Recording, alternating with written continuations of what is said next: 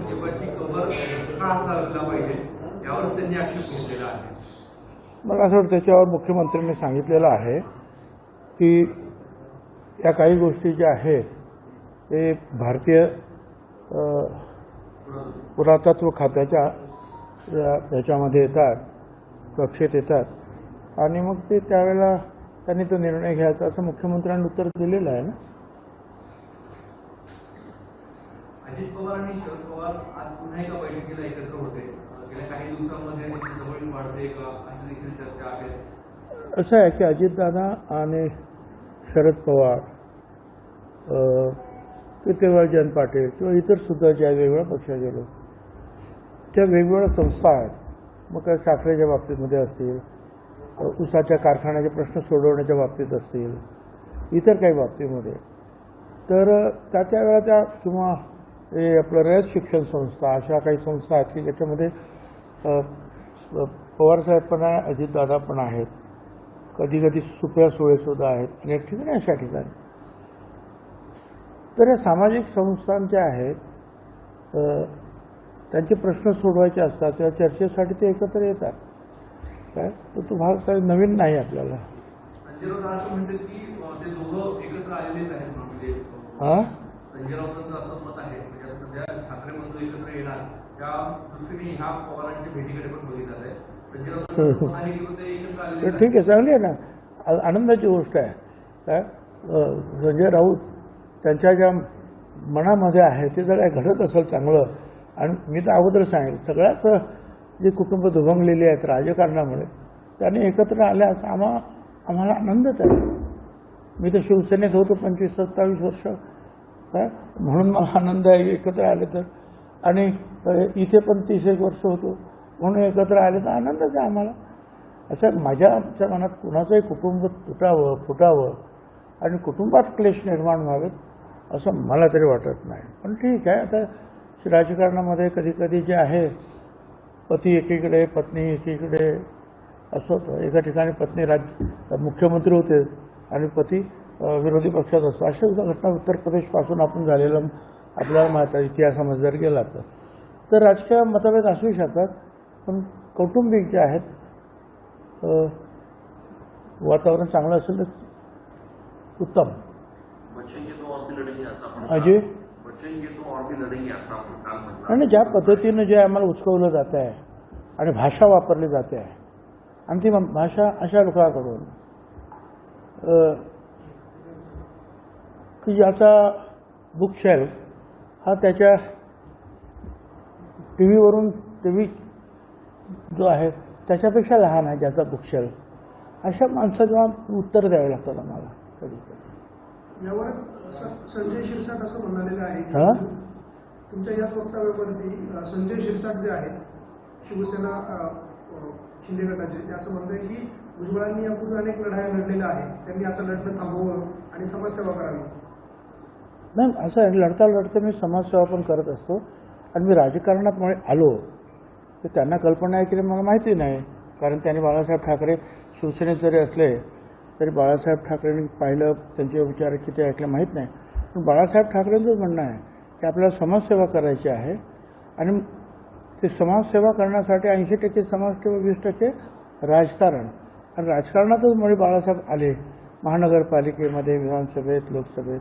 ते समाजकारण करण्यासाठीच त्यांनी पावलं उचलली, तर तेच बाळकडू आम्हाला मिळालेलं आहे. यावर शिक्षक असं पण बोलले की ह्या वयात लढण्याची भाषा करू नये. नाही, ठीक आहे ना, जोपर्यंत अंगात शक्ती आहे तोपर्यंत मनुष्य लढतो, तो कदाचित जीवात जीव आहे तोपर्यंत सुद्धा लढतो. साहेब, दाभोळकरांवरती पुस्तक येत आहे, त्यांच्या हत्येच्या कटातला जो संशयित आरोपी आहे भावे नामक, त्यांनी जे पुस्तक लिहिलेलं आहे दाभोळकर हत्या आणि मी, आणि त्याचं आज कोल्हापूरमध्ये प्रकाशन होत आहे आणि त्या प्रकाशनाला देखील जे दाभोळकरांच्या हत्येमध्ये संशयित आरोपी आहेत ते त्या प्रकाशनाच्या कार्यक्रमाला असणार आहे. असं नाही की दाभोळकरांची हत्या झाली, एक तर त्यांचे जे आहेत ते आरोपी लवकर सापडत नव्हते, आता सापडलेत, काही सापडले, त्यांच्यावर केसेस सुरू आहेत आणि अशा वेळा जर काही चुकीचं काय घडत असेल तर सरकारनं लक्ष द्यायला पाहिजे त्याच्यामध्ये. अमित शहा ज्यावेळेला सुनील तटकरेंच्या घरी गेले त्यावेळेला तिथे 4 हेलिपॅड बनवण्यात आले होते आणि हे सरकारच्या जनतेच्या पैशातून बनवण्यात आले होते असं अंजली दमनिया म्हणतात.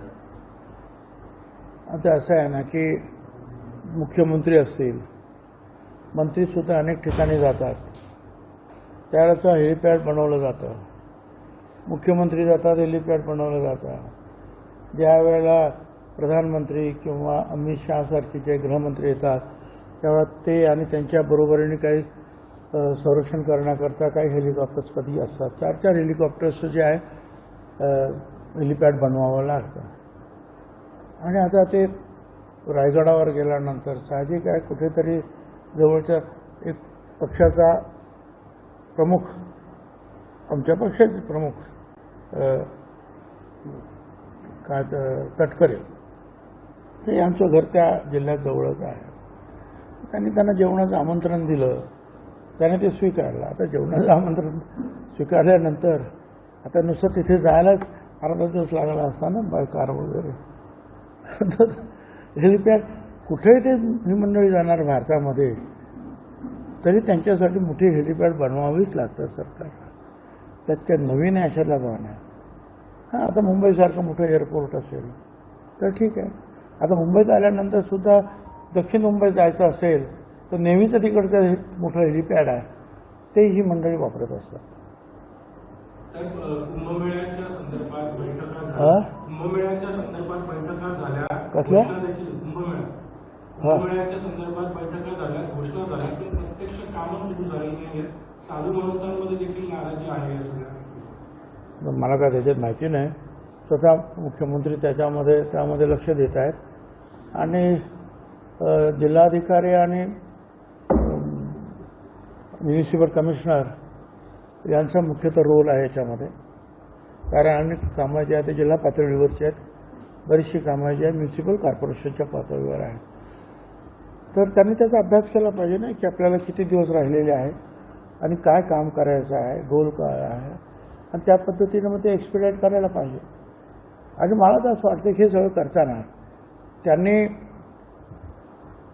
शेवटी कुंभमेळ्याला येणाऱ्या लोकांची सोय हे महत्त्वाचं, बरोबर, परंतु ते झालेल्या सोयी ह्या नाशिक जिल्ह्यामध्ये आणि नाशिक शहरामध्ये लोकांना पुढे सुद्धा उपयोगी पडणाऱ्या असतात.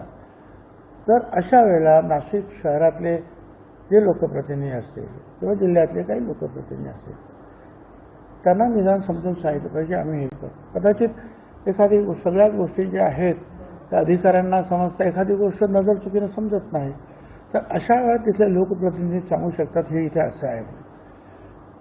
आणि मग त्यांना जर समजलं तर ते सुद्धा प्रचार करतील की नाही काम सुरू झाले काय आहे. पण आतमध्ये काय चाललं आहे कोणाला जर कळलंच नाही तर मग अशा प्रकारच्या त्या गोष्टी ज्या आहेत ह्या चर्चेला सुरुवात होते आहे. मला असं वाटतं की स्वतः मुख्यमंत्री लक्ष देत आहेत, परंतु लोकल अधिकारी जे आहेत, स्थानिक अधिकारी आमचे, त्यांनी या बाबतीमध्ये योग्य ती पावलं टाइम टेबल त्यांच्या पुढचा तो समोर ठेवून उचलली पाहिजेत. शैक्षणिक अभ्यासक्रमामध्ये हिंदीचा जो सहभाग आहे त्याच्यावरून सध्या राज्यात वाद सुरू आहे. पण फडणवीसांचं असं म्हणणं आहे की हिंदी भाषा लादण्याचा कुठलाही प्रयत्न करत नाही आहे. अतिशय उत्तम गोष्ट आहे आणि त्यांच्या हे जे त्यांचं भाष्य आहे त्याचं आपण स्वागत केलं पाहिजे. त्यांनी स्पष्ट सांगितलं हिंदी भाषा काही लादणार नाही. आता असं नाही की आम्ही हिंदी शिकलो. मी काल पण सांगितलं की हिंदी प्रचार सभा, मुंबई हिंदी प्रचार सभा, दक्षिण भारत हिंदी प्रचार सभा, वेगवेगळ्या अशा प्रचार सभा ह्या 1946-47च्या दरम्यान सुरू झाल्या. त्यावेळेला महात्मा गांधी किंवा इतर जे नेते होते काँग्रेसचे त्यांनी सुरू केले की हिंदीचा प्रसार करावा. आमच्या मुंबईमध्ये मुंबई त्यावेळी बंबई हिंदी सभा, आता मुंबई हिंदी सभा ती निर्माण झाली. आणि प्रत्येक म्युनिसिपल शाळेमध्ये सुद्धा शनिवार रविवारी विशेष फक्त रविवारी ज्यावेळेस सुट्टी असेल त्या दिवशी ते क्लास घ्यायचे आणि ज्यांना हिंदी शिकायचे ते जायचे. मी पण म्युन्सिपाल्टीच्या शाळेत होतो माझगावच्या, तिथे हिंदी शिकवायचे रविवारी. मी पण तिथे जाऊन शिकलो, त्या हिंदीच्या परीक्षासुद्धा पास झालो. आजचा प्रचार सभा जी आहे मुंबई हिंदी प्रचार सभा, तिचा मी प्रमुख आहे, म्हणजे कुलपती आहे. हिंदीचा प्रचार अशा रीतीनं झाला पण सगळ्यात जास्त प्रचार जर झाला असेल तर तो हिंदी सिनेमामुळे, बॉलिवूडमुळे झाला. कारण दक्षिणेमध्ये सुद्धा ज्या वेळा सुरुवातीला कदाचित अमिताभ बच्चन वगैरे यांचे पिक्चर अडवले गेले, पण आता तर होत नाही. त्यांचे जे आहेत दक्षिणातले पिक्चर त्याचं हिंदीमध्ये डबिंग होतं आहे. इथले पिक्चर असतील, सिनेमा असतील ते तिकडे हिंदीमध्ये दाखवले जातात. हिंदी थोडंफार आता सगळ्यांनाच कळायला लागलं. आणि महाराष्ट्रात तर असं आहे, आता एक दुसरी एक गोष्ट त्याला सांगलीला गेलं तर त्या बाजूला तिकडे कर्नाटक वगैरे लागलेलं आहे. त्या बॉर्डरला जे आहे मराठी पण बोलतात आणि आपले इकडचे लोक कानडी पण बोलतात. तर सोलापूरकडे गेले तर ते तिथे आंध्र लागले, तर तिकडे सुद्धा दोन्ही भाषा बोलणारे लोक आहेत. नागपूर आणि त्या भागात गेले तर हिंदी भाषिक आपल्याला जास्त आपल्याकडे बोलणारे खूप दिसतात आता. आणि या सापत्राच्या इकडे आपल्या भागात गेले तर गुजराती बोलणारे पण सापड. माझं असं म्हणणं आहे की ह्या भाषा अशा रीतीने ज्या आपोआपच शिकल्या जात आहेत, ज्यांना खास शिकायचं त्यांनी ते शिकावं. पण मराठी ही आमची मातृभाषा, राज्यभाषा, या मातेची भाषा आहे. आणि ती मग फडणवीसांपासून तर ठाकरेपर्यंत सगळ्यांनी सांगितलेलं आहे की या भाषेचा अपमान करायचा नाही, ही भाषा शिकलीच पाहिजे. आणि त्याबरोबर ते ज्यांना उच्च शिक्षण घ्यायचं किंवा काय, त्यांना असं वाटतं की इंग्रजीसुद्धा आम्हाला आलं पाहिजे. 5वीपासून हिंदी आहेच ना. आणि बाकीचे सगळे आमची मुलं जे आहेत ते टी व्हीवर किंवा ह्या याच्यावर हिंदी आपोआप शिकत आहेत. रोज काहीतरी बघत असतात, त्याच्यावर सगळे हिंदीतच असते. तर मला असं वाटतं की निव्वळ जर भाषा आम्ही जर शिकत राहिलो तर सायन्स, मॅथ्स यांच्याकडे आमचं दुर्लक्ष होईल. आणि मग कोणाला जर इंजिनियर बनायचं आहे, डॉक्टर्स बनायचं आहे, IT तज्ज्ञ बनायचं आहे, इतर काही बनायचं असेल तर त्यांचा वेळ आणि कदाचित बुद्धी की नुसती भाषांमध्ये जे आहे अटकून पडता कामा नये. तर शैक्षणिक भाषा ज्या आहेत, उच्च शैक्षणिक भाषा, त्यासुद्धा त्यांनी आत्मसात करणं गरजेचं आहे. आता मला सांगण्यात आलं त्यांच्याकडून की जर्मनीला 5 लाख मुलं पाहिजे ज्यांना त्यांच्याकडे कौशल्य आहे. सुतार कामाचं आहे, लोहार कामाचं असेल, वायरिंगचं असेल, किंवा पुला वगैरे याच्यावर काम करणारे, मिशनवर काम करणारे लोक, हे जे सगळे असतील. आता ते तिकडे गेल्यावर त्यांना जर्मनी शिकावं लागलं थोडीफार. आणि त्या प्रकारे जे आहे त्यासाठी जे आहे सरकार प्रयत्नाला लागले सुद्धा आहे. कौशल्यावर आधारित शिक्षण द्यायला 10,000 रुपये महिना घ्या, पण शिका, आणि मग आपोआप सगळं मोठ्या पगारावर नोकऱ्या मिळत आहेत. मला वाटतं जग जसं चाललेलं आहे, आपली मातृभाषा कायम ठेवून त्या पद्धतीनं हळूहळू पुढे जायला पाहिजे. महाराष्ट्राची अशी भूमिका आहे की सक्ती जो शब्द वापरलाय सरकार, सक्ती न वापरता शिकण्यासाठी हरकत नाही, पण हिंदीची सक्ती का महाराष्ट्रामध्ये? सक्ती नको, ऐच्छिक ठेवा ना तुम्ही.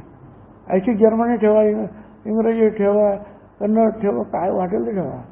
त्यांना काय शिकायचं ते शिकते, आमचं काय म्हणणं आहे. मराठी मस्ट. आणि शैक्षणिक भाषा आपण प्रयत्न आहेत आपले की मातृभाषामध्ये ह्या जे आहेत विज्ञान शिकवलं जावं, मेडिकल शिकवलं, पण ते अजून ते थोडंसं दूर आहे ना. तोपर्यंत काय करायचं, इंग्रजी शिकावी लागेल. ह्या 2 भाषांमधनं वाद सुरू असताना संस्कृत भाषा ही शिक्षणासाठी कंपल्सरी करावी अशी पण मागणी होत आहे. हां, तर संस्कृत भाषा पण ज्यांना संस्कृत भाषा शिकायची त्यांनी शिकलं पाहिजे. ज्यांना मंदिरांमध्ये वगैरे किंवा पूजा पाठ वगैरे जे आहे काय, हा सुद्धा एक व्यवसाय आहे ना काही लोकांचा. तर त्यांना ते शिकायचं असेल तर त्यांना शिकायला त्या संस्कृत पाठशाळा आहेत पण त्यांना शिकायचं. कारण मी काही पुण्यामधील जे आहेत ते वैसाज गुरुजी का काय त्यांच्या संस्कृत काय वेद पाठशाळेला भेट दिली, ज्यांना शिकायचं जातात ना, शिकतात तिथे. जिल्ह्यामध्ये अनेक ठिकाणी पाण्याची भीषण टंचाई आहे. म्हणजे जिल्ह्यामध्ये भीषण टंचाई आहे पाण्याची. प्रचंड पाण्याची टंचाई जाणवते. महाराष्ट्रात सुद्धा असावी असं मला वाटतं. त्याचं कारण सरळ आहे, ज्या पद्धतीनं उन्हाचा तडाखा वाढलेला आहे त्यामुळे अर्थातच पाण्याचं कन्झम्पशन मानसिक म्हणजे लोकंसुद्धा करत आहेत. आणि तलावांनी इतर ठिकाणी असलेलं पाणी जे आहे त्याचं बाष्पीभवनसुद्धा होतं आहे. पण त्याच वेळेला जे आहे अनेक जे आमचे जे आहेत शेतकरी आहेत मी त्यांना विरोध करत नाही, परंतु आपल्याकडे किती पाणी आहे हे पाहून पिकाची लागवड करायला पाहिजे. आणि मग प्यायला पाणी हे प्रथम हे ठरलेलं आहे आपलं, त्याच्यावर तडजोड नाही, बाकी सगळं नंतर. पाणी प्यायला पाणी देऊन लोकांना वाचवा हा महत्त्वाचा मुद्दा. मी येवल्याला सुद्धा आमच्या सहभागी भेटून घेतले आणि म्हटलं असं आहे, पाण्याचा दुरुपयोग जिथे जिथे चालू आहे ते ताबडतोब थांबवा. पाण्याचे साठे आमचे जिथे आहेत तिथे अनेक लोकांनी आपल्या विहिरी करून ठेवलेल्या आहे आणि मग तिथून जे आहे वाटेल तेवढे जे पाण्याचा उपसा चालू आहे शेतीसाठी. आता बंदी आहे, ठराव पाण्याच्या साठ्यापासून किती अंतरावर ती विहीर असली पाहिजे. पण आता त्याची काय बंधनं पाळत नाहीत. काही काही आमचे लोकप्रतिनिधीसुद्धा ते पाणी उचलत आहेत, शेतीला घेऊन जात आहेत. तर अशा वेळेला प्यायच्या पाण्याचं करायचं का? 3 दिवसांनी पाणी येत होतं तर ते येवल्यामध्ये आता 4 दिवसांनी यायला लागलं. आणि तो 38 गाव पाणी पुरवठा किंवा 65 गावांना पाणी पुरवठा तिथे सुद्धा ही अडचणी यायला लागली. तर ह्या अशा वेळेला जे आहेत काही पाणी पुरवठा किंवा प्यायच्या पाण्याचे प्रश्न हे मंत्रालय पातळीवर सुद्धा आहेत. आमचा सुद्धा एक प्रश्न जो आहे जो पिण्याच्या पाण्यासाठीचा, आम्ही 2 वर्ष मी झगडतो येवल्याच्या पिण्याच्या पाण्यासाठी, तो मंत्रालयामध्ये शेवटच्या स्तरावर आहे. पण त्याला अजूनही जे आहे ते जे काय हाय पॉवर कमिटी जी आहे त्यांची काय अजून परवानगी, मुख्यमंत्र्यांनी लिहिलं की ताबडतोब करावे म्हणून, एकनाथराव शिंदेने पण लिहिलं ताबडतोब करावं म्हणून, पण अजून ते मिळत नाही. ठीक आहे, प्रयत्न करू आम्ही. जलजीवन मिशन अंतर्गत कामं, जलजीवन मिशन अंतर्गत पाण्याची कामं जी होणं अपेक्षित होतं ती कामं खूप संथगतीने होत आहे. कशामुळे? जलजीवन मिशन अंतर्गत केंद्राची जर योजना होती जलजीवन मिशन, तर अनेक गावांमध्ये नळ लागलेले आहेत लोकांच्या घरापर्यंत, पण पाणी पोहोचत नाही. पूर्वी असा एक विनोद असायचा, तुम्ही नल मांगा था ना, हमने नल दिया, तुम्ही कहाँ पाणी मांगा था भाई. आणि नळ देऊन काय करता, पाणी पाहिजे. आता काही काही वेळेला जे आहे घाईघाईमध्ये किंवा काही चुकीनं पाण्याचे स्रोत कुठे आहे ते न पाहत, आमच्या इथं पण झालं एका ठिकाणी, पाण्याचा स्रोत कुठे आहे, पाईपलाईन टाकून मोकळे झाले काय आणि पाणीच नाही तिकडं. तर आता तिथले इंजिनियर जे आहेत ज्यांनी हे केलं असेल त्यांना हे जबाबदार धरलं पाहिजे ना. तिथं मंत्री काय करू शकतो? सेक्रेटरी मंत्री जे आहेत ते पॉलिसी बनवतील, सेक्रेटरी तिथे जाऊन सांगतील की बाबा पैसे घ्या, मग करा. तर मग पण खाली जे काम करणारे जे इंजिनियर्स असतील आणि इंजिनियर्स बरोबरच तिथले जे ग्रामसेवक असतील, तिथले जे समाजसेवक असतील, त्यांनी लक्षात दिलं पाहिजे ना, अरे पाईपलाईन इकडे नका टाकू, इकडे टाका, पाणी स्रोत इकडे आहे. त्यावेळेस सगळं गप्पा बसत आपलं, सगळं झाल्यावर हो पाणी कुठे आहे असं कसं चालेल. इंजिनियरसुद्धा बाहेरून आलेला असतो, त्याला मार्गदर्शन तिथल्या लोकल लोकांनी सुद्धा करणं आवश्यक आहे.